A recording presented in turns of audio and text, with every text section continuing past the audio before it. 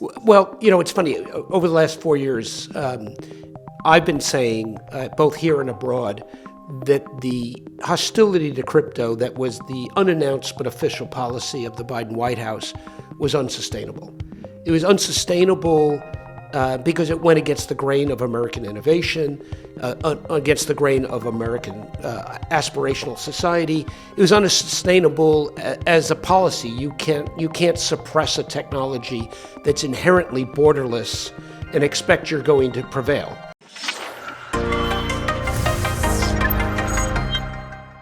This episode is brought to you by Uphold, which is a great crypto platform that I've been using since 2018. Uphold makes it easy to buy, sell, trade cryptocurrencies like Bitcoin and altcoins. In fact, they have 300 plus cryptocurrencies on their platform, and they carry precious metals such as gold and silver, and you can swap between these assets. So it's really unique. Uphold is safe and reliable. I've never had any issues with them, and they are 100% reserved. You can review their transparency report. They don't commingle or lend out your funds. Now, Uphold recently launched a great product called Uphold Rewards, and it's packed with many benefits. You can earn up to 5.25% on stablecoins, get 24-hour early access to new token listings, and unlock exclusive crypto insights. And they support a variety of stablecoins, such as PYUSD, that's PayPal stablecoin, Circle's USDC, and USBC. They will be supporting Ripple's upcoming launch of RLUSD. So this is a really great rewards program. And if you'd like to learn more, please visit the link in the description. Hi, everyone. Welcome into the Thinking Crypto podcast. I'm your host, Tony Edward, and today we're recording down at Station 3 NYC in the Financial District. And my guest today is Chris Giancarlo, who is a former CFTC chairman, author of the book Crypto Dad, The Fight for the Future of Money, and a senior counsel at Wilkie Farr and Gallagher. Chris, great to see you in person and to be doing this with you. Tony, it's great to be with you in Studio 3. I think we've done 2 or 3 already, but it's the first time we've done it face to face, so it's really great. Absolutely. Congratulations on the studio. It's fantastic. Thank you. And obviously it's just a straight shot down for you from your office in Midtown, right? Yes, it is. Yeah. And I spent a lot of my career downtown Manhattan. It's great being back down here. Yeah. I think it's a good vibe because we're right in front of the Wall Street Bull, and crypto seems to be taking over Wall Street. And you know what? For all you foodies out there, I'm not sure people know this, some of the best restaurants in New York City are right here downtown. Yeah. There is actually a very old bar a friend took me to that he said George Washington went to. I forgot the name. Francis Tavern. Yeah, yes. Francis Tavern and the original Delmonico's. Delmonico's, where the Delmonico steak, where chicken a la king, where all different famous recipes were actually created. It's a fantastic, one of my favorite restaurants in all of New York City. It's right down here on Beaver Street. I will have to try that. There's so much amazing history here. Chris, I had to get you on to get your perspective on how things have changed for the crypto industry. We saw it play out in the elections, and now we have a pro-crypto government from the SEC to the Treasury Secretary. We have a White House crypto czar. If you told me about this 2 years ago, I wouldn't believe you. What are your thoughts on all these things? Well, it's funny. Over the last 4 years, I've been saying, both here and abroad, that the hostility to crypto that was the unannounced but official policy of the Biden White House was unsustainable. It was unsustainable because it went against the grain of American innovation, against the grain of American aspirational society. It was unsustainable as a policy. You can't suppress a technology that's inherently borderless and expect you're going to prevail. I also warned colleagues abroad, former regulatory colleagues. I said, be careful, because when the United States pendulum swings, it's going to swing fast in the other direction. Having said that, I had no idea how fast that pendulum has swung and how wide it has swung, how quickly. I mean, we're only 2 weeks into administration, and we've gone from crypto hostility to crypto welcome, crypto endorsement, crypto. I mean, who would have thought we're in a world right now where even the president of the United States has his own meme coin? So things have really swung. I'd put it another way, and this is what I've been telling TradFi. In a funny kind of way, Gary Gensler gave cover to every TradFi CEO to not have a crypto strategy and simply say there's too much reputation risk, we're not going down that road. In a matter of weeks, TradFi CEOs now have reputation risk if they do not have a digital asset strategy. That's how dramatically things have changed. Yeah, I noticed a lot of the bank CEOs at Davos, on their agenda and talking points was crypto, and they want to participate, but they're saying, we need the clarity. I must say, I'm senior counsel at Wilkie Farr and Gallagher. My phone is ringing off the hook right now with traditional finance leaders saying we need to meet, we need to talk about developing a viable digital asset strategy. I think within 12 years, maybe less, there's not going to be a new issuance of any type of security that's not on chain. Wow. That's how dramatic this change is. It's a dramatic technological change because it's much more than speculation. This is about a new architecture of finance, right? A digital network architecture of finance. Once you now have it supported by good regulatory policy, by good regulatory frameworks, this is going to take off on steroids. As I say, I would imagine within a decade, every type of security, whether it's a debt security or a municipal security or a government security or an equity security, are going to be issued on chain. That's going to be a dramatic change in liquidity dynamics and collateral dynamics and execution dynamics, in access to one's ownership of things of value. This is an amazing innovation, and I'm so delighted that we have a president that says it's an innovation that we're going to develop here in the United States and we're going to dominate here in the United States. On that note, yesterday, David Sachs, White House crypto and AI czar, says we want to create a golden age for digital assets. And I think that statement encompasses what exactly you're saying. So do you anticipate this year we're going to see more businesses come back into the United States, more capital, and we see a boom in this industry? Happening already. You saw A16Z is closing their London office, coming back. They opened that office because of the hostility here in the United States. They're bringing that back. I'm hearing similar moves taking place. I'm hearing the Europeans are dumbfounded with the degree to which companies are now saying, thanks, but no thanks.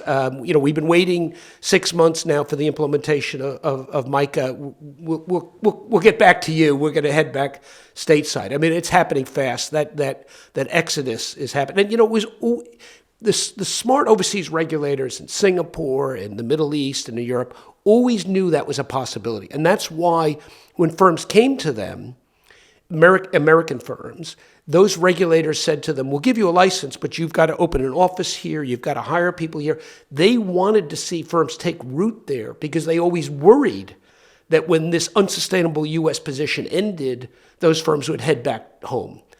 But now they're heading, and it's not just nationalism. It's not just wanting to be in your own country. The United States is the world's largest retail market. It's the fastest growing democratic society. This is the place to do business historically, and that's why the Biden unannounced policy was so antithetical to American culture, and that's why it was so unsustainable. And as we see, it won't be sustained. It's unsustained now. Chris, why do you think they were so aggressive against crypto? I think the head of the snake, if I'm not mistaken, is Elizabeth Warren. But this seemed, in hindsight, you look at it and it's like political suicide. Why would you take a neutral technology and make it so political, something that would make people's lives better, open up new market opportunities, and they can move money cheaper and faster and things like that? Why did they go so aggressive? So, I hope your audience has patience for my answer because I'm gonna share a personal view on this because I've puzzled over this. During the first Trump administration, it wasn't as if Donald Trump was pro crypto, but it wasn't anti either. We were able to launch Bitcoin futures. Here's my take on this. I came of age. I came out of graduate school, law school, in the early 1980s, at the same time as Margaret Thatcher was liberalizing capital markets in the UK. Ronald Reagan was creating the Reagan Revolution here. And both of those political ascents were driven by an economic philosophy promulgated by Milton Friedman, but harking back to Friedrich Hayek, the Austrian School of Economics, that basically said, albeit imperfect, the market is the best way to allocate capital. It's the fairest, most objective way to allocate capital amongst participants in society. It's the best way to match those with an idea but without capital, with those with capital but not necessarily a great idea of how to apply it, and they met in our capital markets. And that philosophy pretty much dominated the latter part of the 20th century and spawned a period of globalization of which the world has never seen, and some of the greatest economic growth. And it was even dominant in the EU for a time being, up until about 10 years ago. The EU was growing as well as the United States. But something changed along the way, a counter philosophy that really manifested itself during the great financial crisis and in Dodd-Frank, a counter philosophy that said, you know what, the markets actually failed to apportion capital to a lot of underserved communities. And therefore, we can't rely on the market by itself to allocate capital. We need a political component. We need the mastery of Washington over Wall Street. And in many ways, the Dodd-Frank Act was the victory, you might say, of the Washington political class, including people like Elizabeth Warren, over Wall Street. It then became, for the last decade or so, Elizabeth Warren dictating to bank CEOs who sat on their board, how capital was allocated. And so you had the battle between these two philosophies. I think that in many ways, crypto was almost a rebuke to both philosophies, because what crypto says is, well, it's not just the invisible hand of the market that's going to allocate capital, and it's certainly not politicians are going to allocate capital. We're going to allocate capital by algorithm. If we get the algo right, we'll allocate capital as we see fit, as it's designed to be. And I actually think it wasn't that Gary Gensler and Elizabeth Warren and Janet Yellen didn't understand crypto. I think they understood it perfectly well, and they saw it as a threat to Washington's dominance over capital allocation. They were going to be okay with it, provided they could control it. But having worked their way up the greasy pole to dominate capital allocation from their Senate Banking Committee or for the head of the SEC or the Treasury Department, the last thing they were going to do is give over that power to some 30-year-old in hoodie and cargo shorts and their algorithms. Right. And so I think their resistance to crypto was the resistance of an ascendant political class that finally got control over capital allocation and were afraid that this technology was going to take it away from them. And similarly, the Biden administration approach to AI was, AI is okay as long as we control it out of Washington. So I think it was a battle, it was waged by politicians. And what do politicians seek? They seek political power. I think they saw crypto and AI as robbing them of political power, and that's why they were so resistant to it. And I think what we now have is the return of Silicon Valley to Washington. You remember when the internet first broke in the 1990s, right? The ethos of Silicon Valley was don't ask permission, seek forgiveness, right? Under Biden, it began, you better ask permission, otherwise we're coming after you, hard and fast. What David Sachs and others bring with them to this equation is a return to that more traditional American ethos in his, we here at the Crypto Council are not going to tell you what you can do, but we might tell you what you can't do. Go for it. We're taking away that Elizabeth Warren attempt to suppress this activity. Now the lid's off, and I think we're now back to if you're not breaking something, you're not trying hard enough. Don't ask permission. Let's let 1,000 flowers bloom. And we'll get to public policy later when we know what the legitimate public policy is, not the policy of the political class that want to control, but the more neutral policy of where are the real harms here and what's the right element of regulation to serve the public interest, but not the political class interest. Wow. Chris, as you're thinking about that, I thought of folks historically have highlighted that Bitcoin and crypto is a disruption of the TradFi markets, but it's also a disruption of the government system. And I didn't think about it that way. There's also another angle here that it takes that power away, or some of it, and gives it back to the people, so to speak. When I talk about crypto to people, especially people that are immersed in the traditional system, I say to them, the way you need to think about this is as a new architecture of finance. In the same way that the internet changed the architecture of how we store and disseminate information, right? And I'm now talking to an audience of maybe older people, but still haven't written a letter in years because they use email or text message and they send photographs to their grandkids instantaneously. The architecture of the internet changed how you communicate with the ones you love. In many ways, what crypto is a new architecture of how we record who owns what, and how we record who's transferring what to whom in terms of things of value. It's an internet-based architecture, as opposed to the architecture of the traditional system where value is stored on the balance sheet of a unique financial institution or a government repository, right? My title, my automobile into my home is recorded on the county registry in Bergen County, New Jersey. Everything I've managed to save for retirement is stored as a IOU of Fidelity, right? And if that county registry burns down on those paper titles, or if Fidelity were to go bankrupt, but for somebody, a third party stepping in and insuring it, I've lost everything. Why not store that? Why not record the value of what I've saved for retirement, the value that I've recorded in my home on the internet, which in 40 years has never gone down? And so it's a new architecture. It's going to give us, just as what it's done for communications, what it's done for information sharing, information gathering, greater immediacy, greater access 24/7 without a group of gatekeepers. It's going to do the same thing for things about. And even I look at what Elon's trying to do with Doge, put government spending on the blockchain, and I can't wait for them to do it with voting, because we have more transparency, we can trust, we don't have maybe the things of the legacy problems of the past, fraud, data breaches, and all these things. Did you vote in the last election? Yeah. Do you know your vote was counted? No. Do you know it was counted once or 10 times? That's it, right. I don't. Wouldn't it be cool if I could verify that my vote was counted once, counted it according to the counted of my choice, and that nobody, duplicated it or played around with it? That's exactly what this is going to provide. It's an amazing new architecture. And even where our tax dollars are going. We're starting to learn where our tax dollars are going, and it's pretty frightening. Oh boy.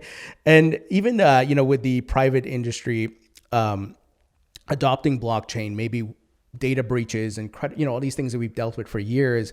Oh, this company stole my data, or this got leaked. That will be a thing of the past. That would be great. Now, I've lived through a couple of technology revolutions in my 40 years in public life and in my 65 years here on Earth. Rarely do they free us of the sins of humanity, of fraud and manipulation. And I was just speaking with Hester Peirce, and she says, look, we are going to open up to this technology, but don't anybody out there think we're then going to allow you to use it to commit fraud and manipulation and everything else. I don't have rose-colored glasses that I think this new architecture is going to take the evil out of men's hearts, but it's going to provide degree of immediacy with our things of value that unfortunately are well too intermediated today. I saw a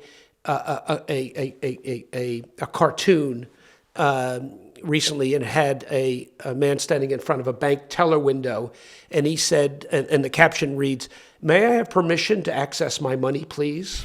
And that's the system we live in today, right? But we don't need permission to access our photographs or to access our email and communications. Why should we not have the same access to our things of value? So I do think it's going to provide an enormous amount of conveniences, a new paradigm of directness between a person and their things of value. But I'm not naive to think it's going to solve all of humanity's misadventures. Great point, because humans will be human. They're going to be bad actors, and they're going to try to take advantage of this technology. So my next question is, do you see legislation being passed this year which protects consumers but also fosters innovation? Yeah. So you mentioned the David Sachs press conference. I followed that very, very closely. In fact, had some communication with David around that. I'm real excited about what I see coming. The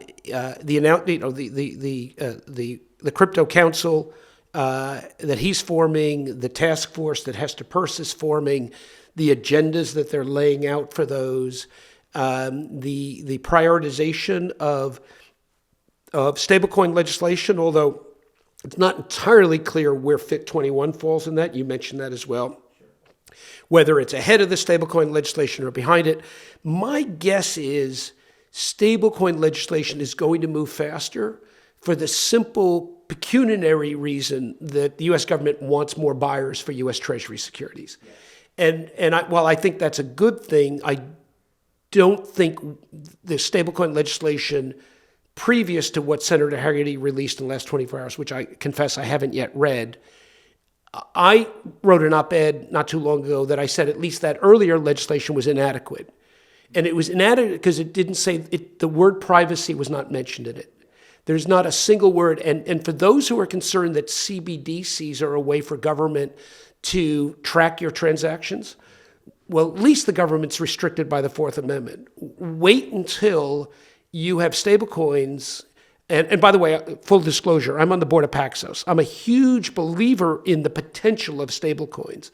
But I do think as a society, we need to, I think, take the position that anything that touches the dollar needs to reflect American values. And one of those values is, as long as I'm on the right side of the law, what I spend my money on is my business and my business alone. And it's not the business of a big tech company. It's not the business of a business of a stablecoin operator. It's certainly not the business of the government. And I'd like to see the stablecoin legislation reflect that privacy. I'd hate to see different licensing bodies for stablecoins, whether at the state or the federal level, all of whom that might have the discretion to say to a stablecoin company, hey, your license is coming up for renewal next month. Shame you're allowing people to buy ammunition with your stablecoin. You know, we're going to struggle to get you reapproved if you keep letting that happen. Or, it's a shame depending on, the flavor of the month, you're supporting Right to Life or you're supporting Planned Parenthood. It's a shame we might have to pull your license. Think that's impossible? Well, look what happened with social media companies during the Biden administration. So I do think the stablecoin legislation needs some improvement. And one of the things we do at the Digital Dollar Project, which is a non-for-profit, nonpartisan effort to advocate for future-proofing, I might say, the dollar, modernizing, future-proofing the dollar, preserving its reserve currency status, but most importantly, preserving the values for which the dollar stands, values of free economics and free financial activity, is to speak to the issue of this legislation and make sure that it doesn't just license companies to buy treasuries, but actually make sure that they accord with U.S. principles about freedom to engage in commerce, freedom from surveillance, censorship, and control. Well put, because there's been a lot of folks who are not too happy about the idea of a CBDC. Now, look, there's some politicizing, fear-mongering by certain folks, but the same potential risk are there with stablecoins, and the government can abuse that. And maybe they go and ask, like you said. Governments actually may prefer stablecoins to CBDC because it allows them to do indirectly what the Fourth Amendment would prevent them from doing with the CBDC. But we can fix that. The legislation needs to provide that no stablecoin operator can be denied a license for allowing people to engage in all lawful conduct. That's one step we should do, right? So that we actually restrict government from pulling a license because they don't like the activity, as long as it's lawful. I also think, though, we need to think about privacy. If you look at most of the terms of service of most of the stablecoin operators, they don't endeavor to protect one's privacy. Now, we as Americans are kind of lax about that. We don't mind that Amazon and Google and others mine our data, But I do think maybe the time has come for us to think about that again, and maybe we do need to at least let's tip our hat to the Europeans. Their GDPR, which is their data privacy law, does prevent commercial actors from accessing people's data without permission. Now, interestingly, it only prevents commercial actors. It doesn't stop European governments from monitoring people's activity. We need, as an American society, to say any digital representation of the dollar should be similar to an analog representation of the dollar. Privacy is protected. I know some folks are going to ask the question, well, how do you find a balance between stopping bad actors who may use stablecoins to fund terrorism or whatever else, right? Is it simply how we currently do it now? You need a warrant. Okay, you think this guy, Joe Schmo, is doing something bad. You need to get a warrant from the judge to go to the stablecoin issuer? Yes. And you know what? Democratic society, at least in our tradition, which is built upon British common law, has been grappling with this issue going back to what was called Magna Carta, which was when King John needed money from the barons, and he went to them and they said, all right, but then you've got to protect some of our rights for us to pony up. And they came up with this charter. Magna Carta means the Great Charter. And one of the provisions basically is known as a man's home is his castle. And it basically says the government can't bash your door down unless it's got a warrant. What does that mean in practice? It means that each of us have a zone of privacy in which the state cannot violate unless the state has a reason called probable cause to believe that as a crime is being committed within your zone of privacy and within your front door, in which case they can go to a judge, make the case, Your Honor, inside that person's house, they got a meth lab there. They've got children that are being abused, whatever it may be, and we've got this evidence to show for it. And then he can say, okay, here's your warrant, go bash the door down, right? So there's no unlimited privacy, but there is limited privacy provided there's no reason to believe you're engaged in unlawful conduct.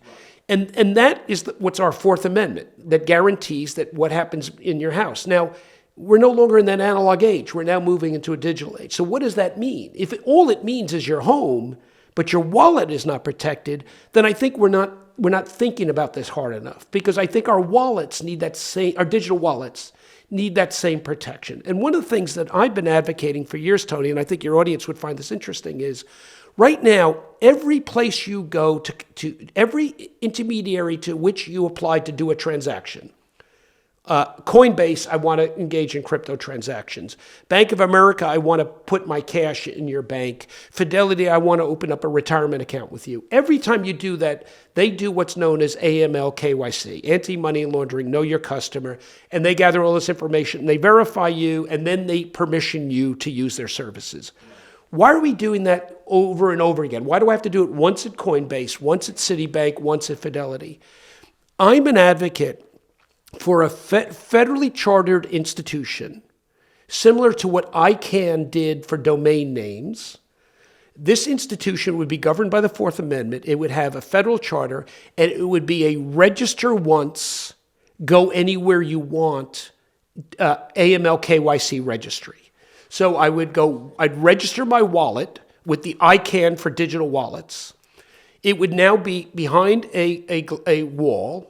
The government can only access it if they've got probable cause and a warrant. And I now have a certificate that allows me to go anywhere in the metaverse and transact by showing my certificate. Okay, so Coinbase can now take my certificate and I don't have to do the AML KYC all over again, and I can transact, anywhere. Register once, transact over and over again. And because it's federally chartered, it'd be governed by the Fourth Amendment.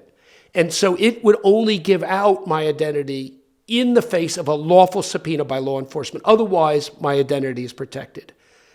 You know, the biggest barrier in my mind to fully realizing Web3 and a digital asset future is our analog state of AML KYC.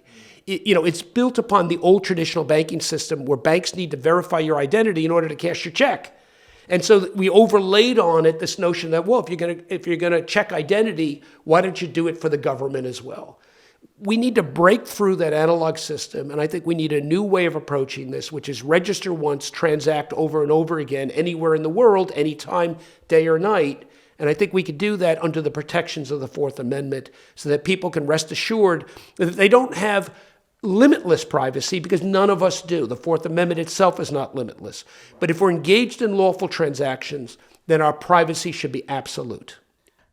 I love that idea, Chris. And to your point, we're heading to a more digital world where a lot of our transactions will be on wallets and digitally. A lot of people are already using apps.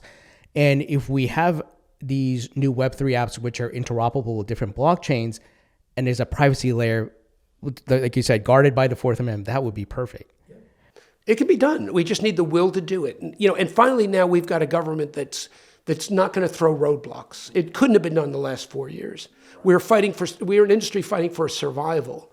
Now that's gone. Now I think we're going to be an industry where the onus is going to be on the industry to come up with solutions. I was just with a traditional bank CEO this morning for breakfast, and she was, questioning me, saying, who do we go to in this new, Trump environment to get permission for this or that? I said, you're thinking about the wrong way. The mother may I phase of crypto is now over. That was the last 4 years. We're past that. Now they're looking to us, David Sachs and Bo Hines and Howard Lutnick and others, actually looking to the industry to set standards, to get its act together, to come together, to put together good frameworks. In the same way that traditionally Washington looked to Wall Street to organize its activities, I think Washington is once again not telling us what we can do, is saying to us, okay, we're giving you permission, go do the right thing, and if you're out of line, we'll tell you. But meanwhile, get your act together. Absolutely. On the topic of stablecoins and banks, you mentioned you were meeting with a bank CEO. Do you foresee with the repeal of SOB 121, banks this year are going to jump into crypto, both in holding the assets, but also maybe issuing their own stablecoins? Oh, big time. I think that this is the year. We're going to look back on 2025 is the year that TradFi came in a big way. There's, as I said, I think within 10 to 12 years, every new issuance of securities is going to be on chain. I don't subscribe to the winner take all notion. I think you're going to have multiple chains for multiple purposes. I think the future is going to be as diverse and rich with alternatives as the past was. You're going to have permissioned amongst certain institutions. You're going to have permissionless systems. We're going to have multiple L1s. We're going to have multiple exchanges. In terms of stablecoins, the current stablecoin offerings, I think it will be doubled by the end of this year. I think once you've got stablecoin legislation, we're going to see major institutions coming into the stablecoin offering space. I think Americans and global people around the world within 3 or 4 years are going to have multiple new digital network methods of transferring money, of recording value.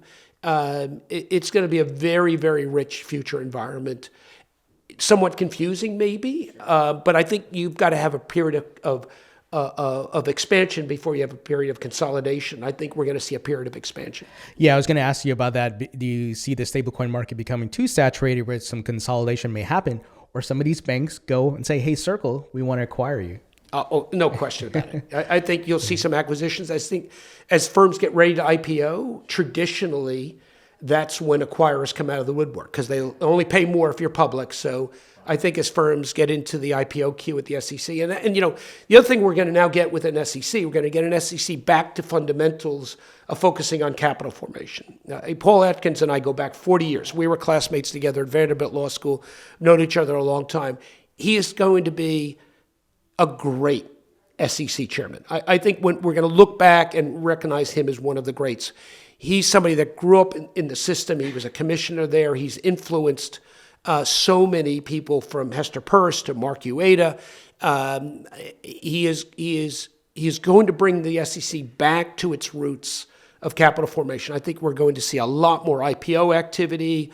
I think we're going to see a much more fair SEC calling balls and strikes, not putting their own personal preferences between who can proceed, and with the SEC as a driving force, and don't forget my former agency, the CFTC, is one of the most innovative agencies in the whole alphabet soup of Washington.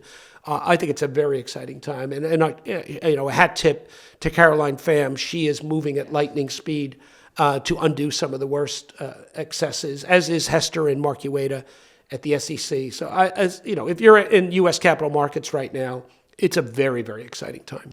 You mentioned Caroline Pham. She's the interim CFTC chair. Who do you think might be assigned as the permanent CFTC chair? Brian Quintenz or someone like that? Well, you may know, Tony, I've endorsed Brian. Brian was my wingman when I was at the CFTC. His help was invaluable when we greenlighted Bitcoin futures. He's smart. He knows the landscape very, very well, both inside of government as well as in the crypto landscape. Brian would make an excellent chairman, as would Caroline if she gets the nod, and as would Summer Mersinger, was she to get the nod as well. Embarrassment of riches with three excellent potential chairs of the CFTC. I will share with you a concern that's uninformed. I don't want anybody to take away from this that I have reason to believe this case, but I am a little concerned that some of the Doge community, some of the outside the Beltway advisors of the Trump administration are advising having another look at merging the CFTC and the SEC. A reminder for you and your audience, in 2017, when I was acting chairman on my way to becoming permanent chairman of the CFTC, we were asked by Treasury about a merger between the CFTC and the SEC under Treasury under Steve Mnuchin. And being a former M&A lawyer, I said, well, look, this is simple. Why don't we apply the same analysis that an M&A advisor would be to a merger? Like, what are the synergies? What would be the savings? How it would work? And we did a full M&A analysis of merging the two agencies, and that analysis was published in a Treasury white paper in 2017. And the conclusion was that merging the CFTC and the SEC would save $9 million. Now, $9 million is not, nothing to squeeze at, but in a trillions of dollar federal budget, it's negligible. Now, what would you lose with that? Well, imagine if back in 2017, the CFTC had been merged with the SEC, and then Gary Gensler became the chairman of the SEC. You can bet your bottom dollar that Bitcoin futures and Ethereum futures would have been shut down. Our founders believed in divided government because they thought that the competition amongst government agencies prevented an aggregation of power. I think the CFTC and the SEC as separate agencies serves this country well. Some people say, well, every other developed economy has one market regulator, not two. That's true. No other country in the world has the size of the derivative markets. Our derivative markets are 10x the size of any other country's derivative markets. And I think there's cause and effect there. I think the fact that they've had a specialized regulator that really understands derivatives. And remember, yes, our derivative markets our CFTC markets serve to hedge the price of wheat and soybeans. That's about 10% of what it does. Most of what it does is serve to hedge the dollar-based cost of oil, petroleum, dollar interest rates, and dollar exchange rates. What does that mean? That means the dollar can remain a reserve currency, even not on the gold standard, because countries can hold dollars and hedge their risk in these markets. And it works because the CFTC is not driven by an investor protection mandate, but driven by a market liquidity and market orderliness mandate. The SEC has a basically investor protection, American investor protection mandate.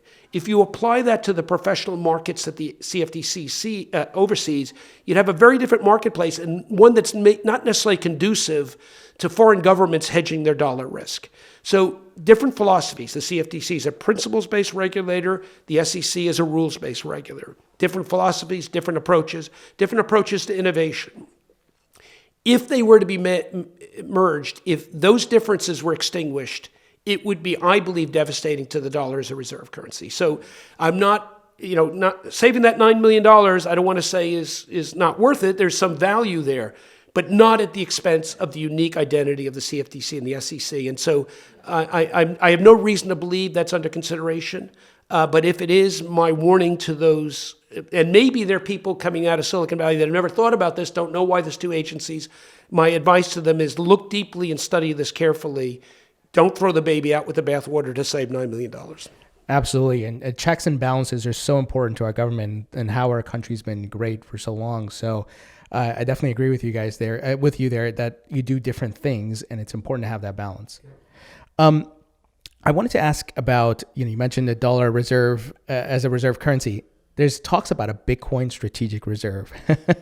And then there was a sovereign wealth fund that was created by President Trump and possibly that investing in crypto companies and Bitcoin. What are your thoughts on this? So governments going back to at least recorded history back to Egypt reserve commodities. The Egyptians used to reserve wheat. Because why do you do that? You do that actually, political elites to do that to maintain civil orderliness.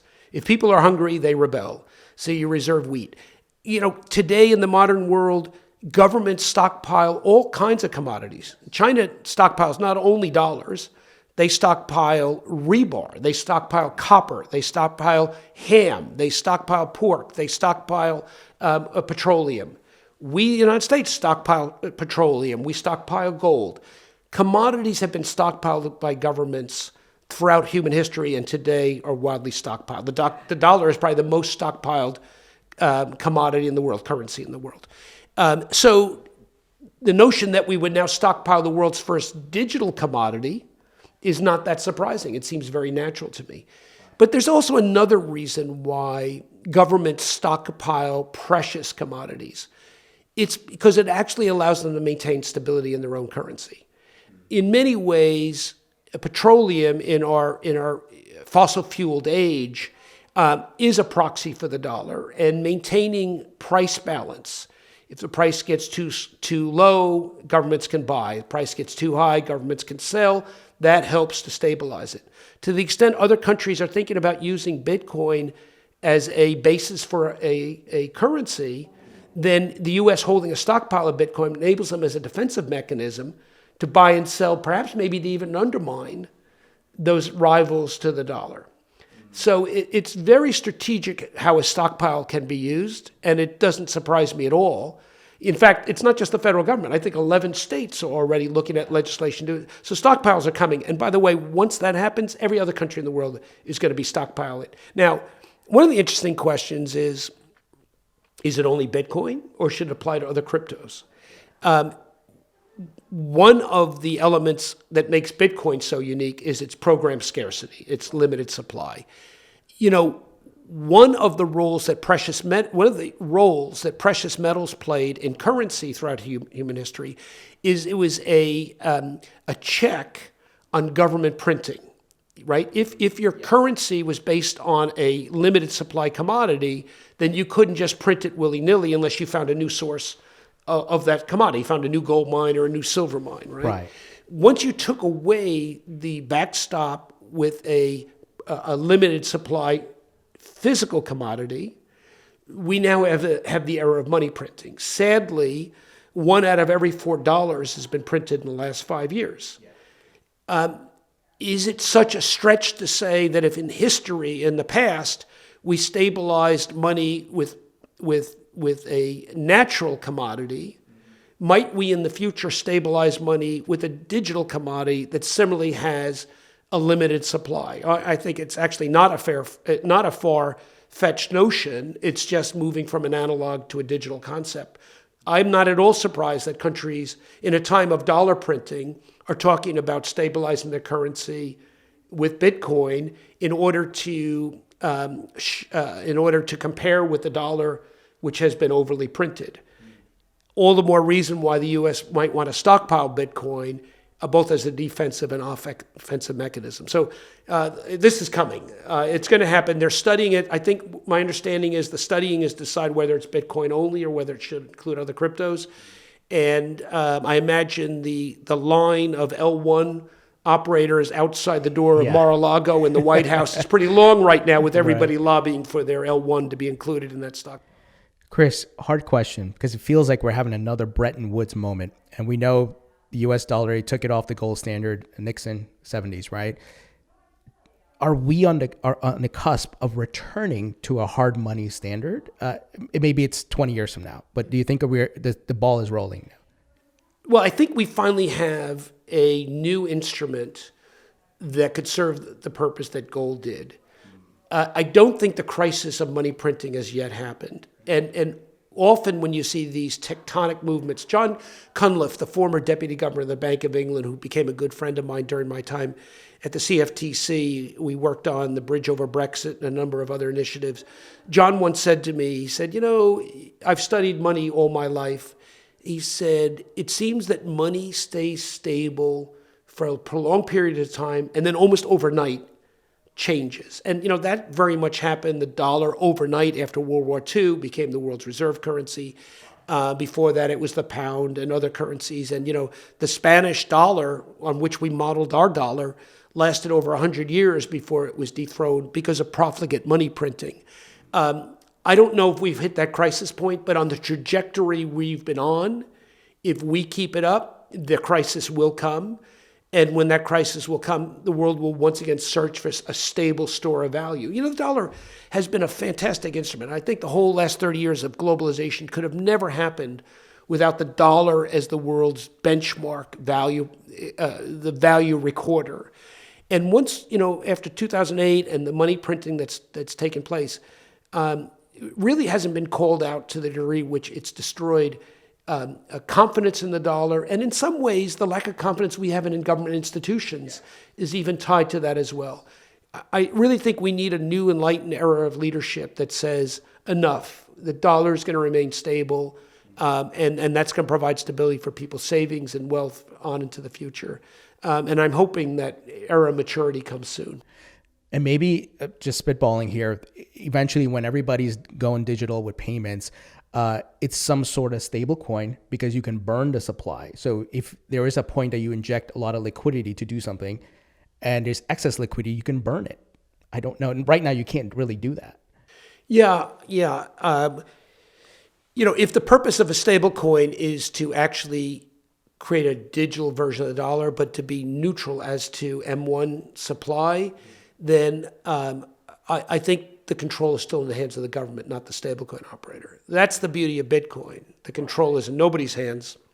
It's in the algorithm. As we began our conversation talking about, the algorithm is determined. So I'm not sure stablecoins are the answer to money profligacy.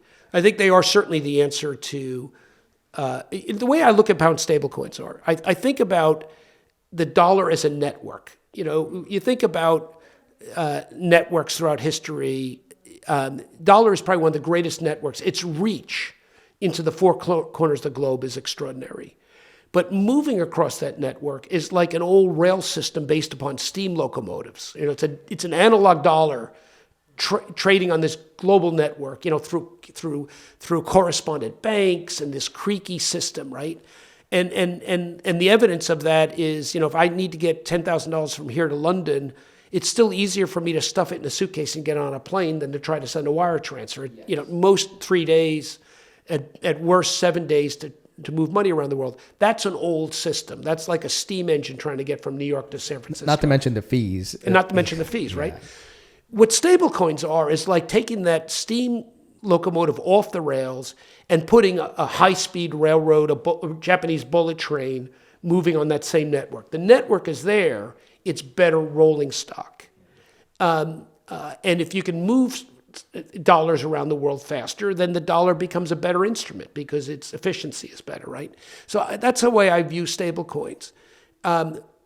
What we still need to do, however, is develop standards. In the early days of the railroad, you had all these different railroads that did not interoperate with each other. The city of if you took the train from New York to Washington, you had to take the train to Baltimore, then get off the train, get a carriage driver to take you across town to get on a separate railroad to go to Washington. We don't want that to happen in stablecoins. We don't want to take this wonderful dollar network, put much improved rolling stock over it, only to discover that at certain places they won't communicate with each other, and people have to actually convert into something else and then convert into something else. The United States people own that network. We should insist that anybody that puts their stock on that railroad must follow the same standards. It's the same gauges, it's the same interaction, it's the same protections of privacy. You can't have a walled garden where only certain dApps work on your stablecoin, don't work on another stablecoin.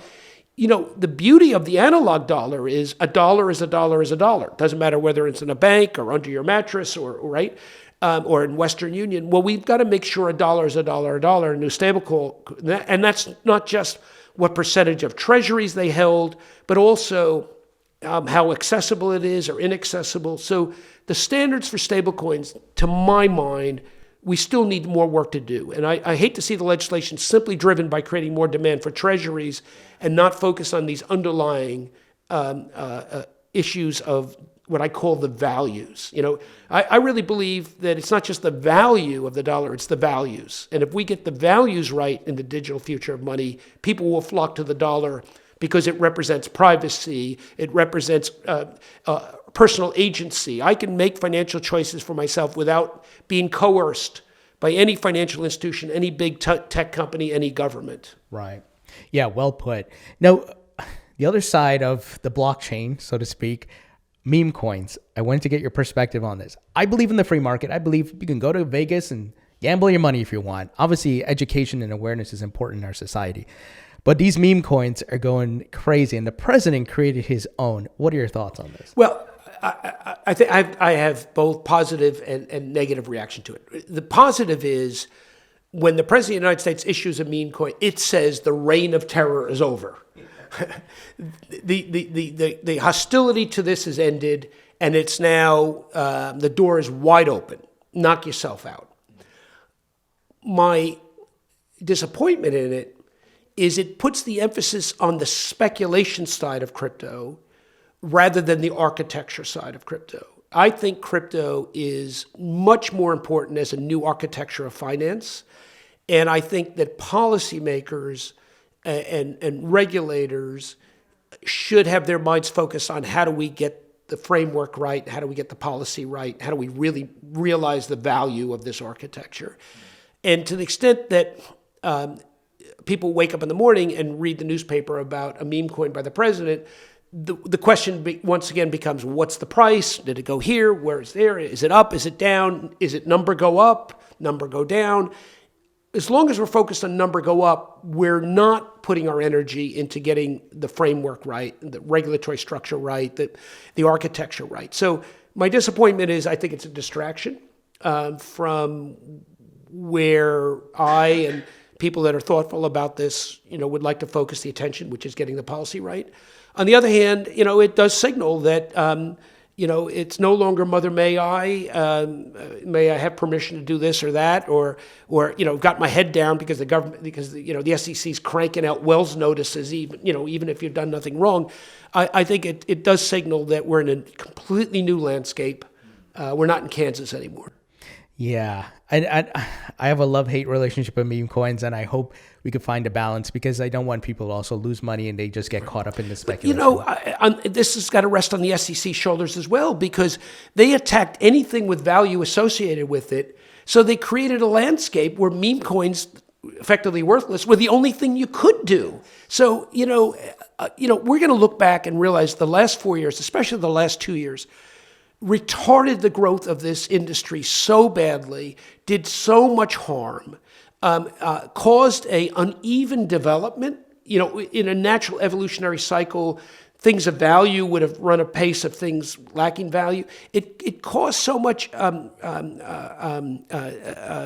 hindrance to a normal evolution of this that I really think that when the history is written, the people responsible for that bad policymaking, I hope in the eyes of history, they get what they deserve because it really was really unfortunate. I think an abuse of their regulatory authority. When you take that oath of office, you've got a responsibility to deliver thoughtfulness and value, and that resistance to it served nobody because the bad guys still did awful things. I mean,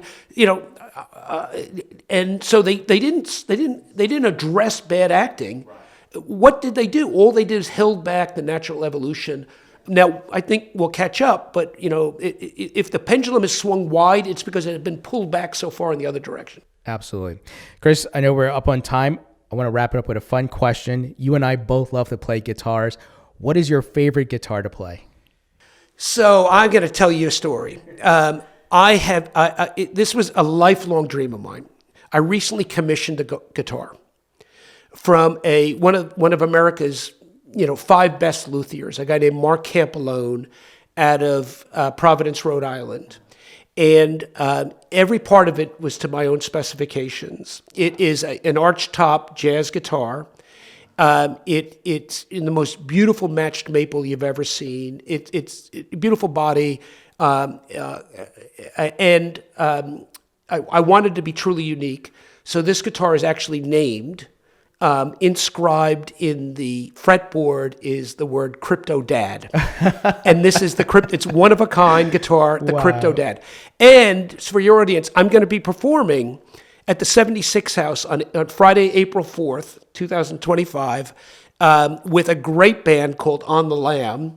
And it will be the first public outing of the Crypto Dad guitar. So if people want to come and see a custom-made jazz guitar by the great Mark Campolone, come out to the 76 House in Tappan, New York on Friday, April 4th. Chris, I remember we spoke, it wasn't last year or the year before, and I missed your show. I'm going to be there because I want to see you and that guitar. We're going to do it. Deal. Thank you, Chris.